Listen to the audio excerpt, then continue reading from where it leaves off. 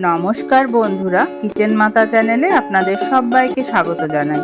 আশা করি আপনারা সবাই ভালোই আছেন, আমিও ভালোই আছি। আমি আজকে আপনাদের সঙ্গে শেয়ার করব ডিম কারির একটি রেসিপি, কিন্তু একটু অন্যরকম। একঘেয়ে ডিম কারি খেতে ভালো না লাগলে এটা করতে পারেন। যাই হোক, আমি 5টা ডিম সেদ্ধ করে নিয়েছি একটু নুন দিয়ে। ডিমটা কিন্তু 7-8 মিনিট মতন সেদ্ধ করলেই হয়ে যায়, তার বেশি করতে হয় না। এবার দেখুন, আমি এখানে পেঁয়াজ, আদা, রসুন আর ধনেপাতা, কাঁচা লঙ্কা নিয়েছি। এগুলো সমস্তটা একসাথে আমি পেস্ট করে নেব। মশলা একবারে একসাথে সবটাই পেস্ট করে নিতে হবে। দেখুন, এগুলো এবার আমি সমস্তটা টুকরো করে নিচ্ছি, নিয়ে একটা মিক্সির বাটিতে নিয়ে এটাকে পেস্ট করব। এই ডিম কারিটা কিন্তু খেতে অসাধারণ লাগে। একঘেয়ে ডিম কারির থেকে এটা একটু অন্যরকমও হয়, টেস্টটাও বদলানো হয়। যাই হোক, এর মধ্যে আমি দিয়ে দিলাম 2 টেবিল চামচ মতন টক দই। এবার আমি এখানে কটা আমন্ড বাদাম ভিজিয়ে রেখেছিলাম, সেই আমন্ড বাদামটা খোসা ছাড়িয়ে ওই মিক্সির মধ্যেই দিয়ে দেবো। আপনারা এখানে চাইলে কাজু বাদাম ইউজ করতে পারেন, এখানে কাজু বাদামই সচরাচর ইউজ করা হয়। কাজু বাদামে যেহেতু ফ্যাট থাকে, সেই জন্য আমি এখানে আমন্ড বাদাম ইউজ করছি শুধু। আপনারা চাইলে কাজু আমন্ড মিশিয়েও ব্যবহার করতে পারেন। যাই হোক, আমি ওটা পেস্ট করে নিচ্ছি। এবার কড়াইতে সাদা তেল গরম করতে দিয়েছি, ডিমগুলোর গায়ে এরকম লম্বা লম্বা করে চিড়ে নিচ্ছি, নিয়ে ডিমগুলোকে আমি হালকা করে ভেজে নেব। আমি কড়ার তেলের মধ্যে একটুখানি হলুদ আর একটুখানি কাশ্মীরি লঙ্কার গুঁড়ো দিলাম, যাতে রঙটা ভালো হয়। দিয়ে এবার ডিমটাকে দিয়ে 1 মিনিট উল্টে পাল্টে ভেজে নেব। ডিমটাকে হালকা করেই ভাজতে হবে, আর ডিম কিন্তু সেদ্ধ করার সময় সব সময় 7 থেকে 8 মিনিটই সেদ্ধ করতে হয়। বেশি সময় লাগে না ডিম সেদ্ধ হতে, তাহলে কিন্তু ডিমটা শক্ত হয়ে যায়। ডিম ভেজে তুলে নিয়ে ওই তেলের মধ্যেই আমি এলাচ, লবঙ্গ, দারচিনি ফোড়ন দিলাম একটুখানি, দিয়ে এবার যে মশলাটা আমি পেস্ট করে রেখেছিলাম সমস্ত মশলাটা এর মধ্যে তেলের মধ্যে দিয়ে এবার ভালো করে কষতে হবে নাড়াচাড়া করে।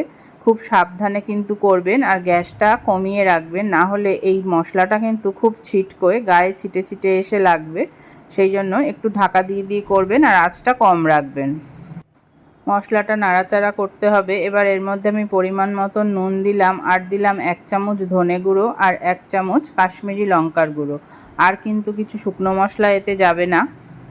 এবার এই সমস্ত মশলাটাকে ভালো করে কিন্তু নাড়াচাড়া করে করে তেল ছাড়া অবধি কষে নিতে হবে। ঢাকা দিয়ে দিয়ে কষবেন, তাহলে ছিটকে গায়ে আসবে না। দেখুন, আমি 5-6 মিনিট মতন কষেছি একদম কম আছে, তাতে করে আমার মশলা থেকে কিন্তু তেল ছেড়ে এসেছে। এবার এর মধ্যে আমি একটুখানি জল দেব। আমি মিক্সির বাটিটা ধুয়েই অল্প একটু জল এতে দিয়ে দিলাম। এই গ্রেভিটা কিন্তু খুব বেশি পাতলা হয় না, আপনাদের যতটা গ্রেভির প্রয়োজন সেই অনুযায়ী জলটা দেবেন। এবার আমি এর মধ্যে ডিমগুলো দিয়ে দিলাম, দিয়ে একটু ভালো করে মিশিয়ে নিতে হবে। এই ডিমের কারিটা কিন্তু খেতে অসাধারণ লাগে। দেখুন, এরপরে আমি এর মধ্যে একটু চিনি দিয়ে দিলাম 1 চামচ, আর দিলাম গরম মশলার গুঁড়ো। সবশেষে একটু কসুরি মেথি ড্রাই রোস্ট করে দিতে হবে। এবার কসুরি মেথি আমি এইভাবে কড়াইয়ের ঢাকনার ওপর দিয়ে দিই। গরম করার ঢাকনার জন্য ড্রাই রোস্ট কিন্তু এর ওপরেই হয়ে যায়, আলাদা করে আর গ্যাস জ্বালিয়ে ড্রাই রোস্ট করার প্রয়োজন পড়ে না। এটা কিন্তু একটা খুব ছোট টিপস দিলাম, আমি আপনাদের সঙ্গে শেয়ার করলাম। খুব সহজেই কিন্তু এটা হয়ে যায়, আর এর জন্য আলাদা করে সময় ব্যয় করতে হয় না। যাই হোক, দেখুন কি সুন্দর ড্রাই রোস্ট হয়ে গেছে 5 মিনিটের মধ্যেই। এবার আমি এটা দিয়ে দিলাম। 5 মিনিট তো নয়, ওই 3 মিনিট মতন রেখে দিলেই হয়ে যায়। দেখুন, আমার ডিম কারি রেডি। তা তৈরি হয়ে গেল আমার আফগানি ডিম কারি। এবার কিছুক্ষণ স্ট্যান্ডিং টাইমে রেখে সার্ভ করে দিন।